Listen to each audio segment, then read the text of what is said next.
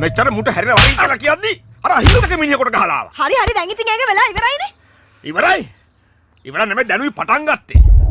තමස දන්න මගුලක් නෑ ඔයි. මු ගහන උන්ට නෙමෙයි ගහන ඉංගල පවුලේ උන්ට. දැන් ඉතින් මිනිහා මැරලා නැහැ කියලා හිත හදාගන්නනේ තියෙන්නේ. උඹ හින්දා තමයි මේ හැම දෙයක්ම සිද්ධ වුනේ මහත්තයා. උඹයි මමයිනේ බිස්නස් කරන්නේ. මම නැතු කියන්නේ උඹට තිබුණ වසන්තයව සෙට් කරගන්න. මොකද්ද මගේ මල්ලිත් එක තියෙන ගනුදෙනුව? ඈ? අරය. උඹ මූ කින දෙද කරන්නේ? ඒකට තෝ හැදුවේ. යකෝ අපි කවුද? අපි වැඩකාරයෝ බං. මුන් කවුද? මුන් කුඩු විකුණන බල්ලෝ. බැන්ඩු. ඔයා පුටි දෙයටත් කලබල උඹ අඳුනන්නේ උඹ සල්ලි ගෙවලා වැඩ ගන්න මේ බැන්ඩුව විතරයි. මෙහෙම වැඩ කරන්න ආවොත් අඟල්ලේ කෑලි වලට කපලා බල්ලන්ට කන්න දානවා දැනගනි. මන් තර කීසරක් කිව්වද යකෝ? හතුරෙක් උගෙවත් පවුලේ උන්ට ගහන්න එපයි කියලා. ඇයි ඒ? ඉතින් මොකද? පාරමෙද බල්ලෙකුට ඔගේ ගහලා මාව කොච්චර ලැජ්ජ කළාද? ඒකට මං කොච්චර විඳෙව්වද? අදුගේ තාත්තා දිහා බලලා විඳවපුවා.